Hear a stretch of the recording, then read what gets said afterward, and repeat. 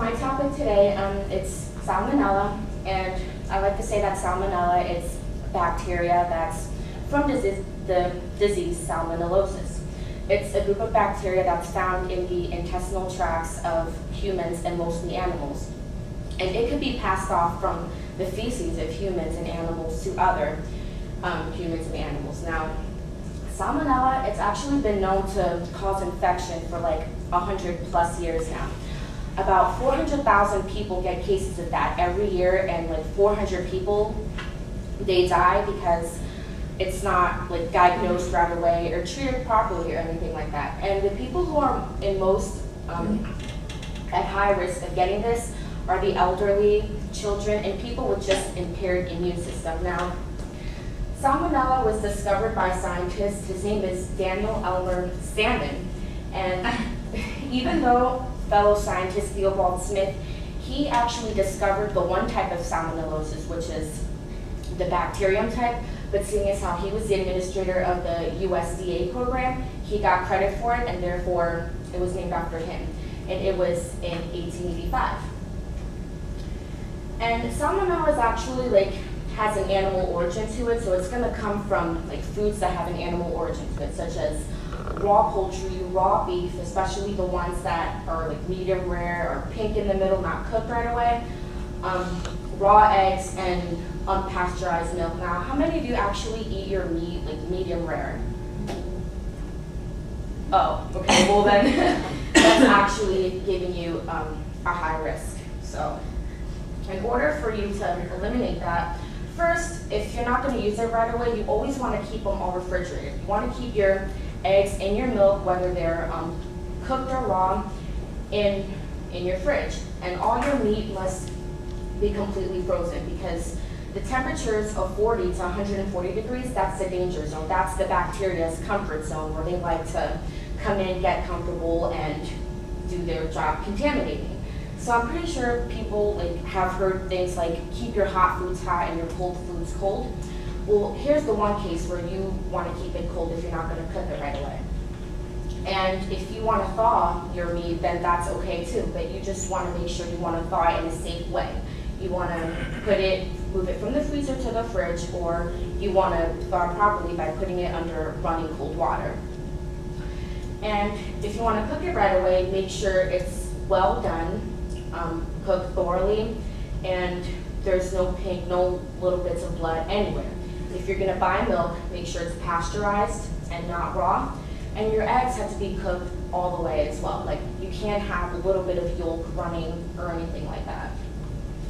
And one thing is that some contaminated foods aren't recognized at all. Like, they look, they smell, and they even taste good, because you can be eating it and not even know it's contaminated. And some raw eggs can be found in some food items, such as homemade ice cream, homemade hollandaise sauce, homemade Caesar salad dressings, frostings, and cookie dough.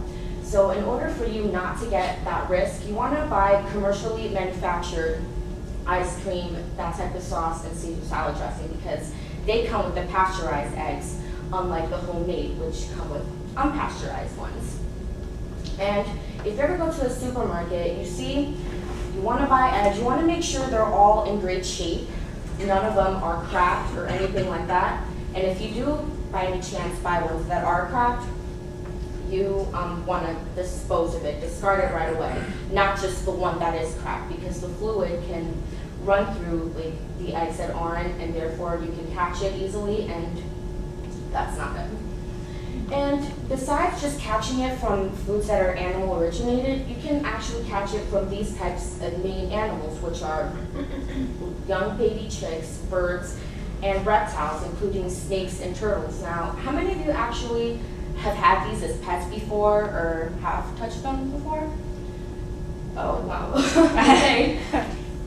I mean, it's not a bad thing. It's like, I'm not saying don't have any type of contact with them at all. I mean, you just can't like hold them, kiss them as much. Like, even touching their environment, or even touching like their feces, that's definitely gonna increase your chances. like even if they have diarrheal infection, well, obviously that's gonna increase your chances. And if they're healthy, you still don't want to take that risk as well.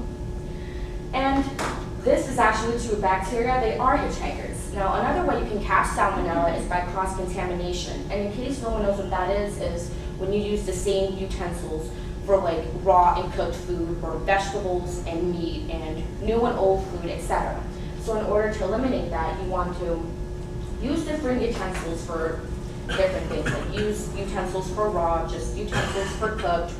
And if you don't have enough, you always want to wash them thoroughly and very well, so that doesn't happen.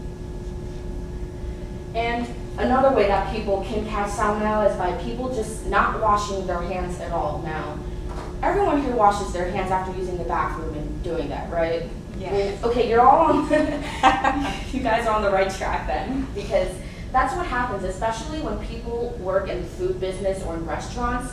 Like, that's where they're high risk. So you want to make sure that you actually do wash your hands after using the bathroom, after using, handling different types of foods like raw or cooked, or handling garbage disposal or anything like that. Because that's one of the main things, you know, just wash your hands. It's not really difficult.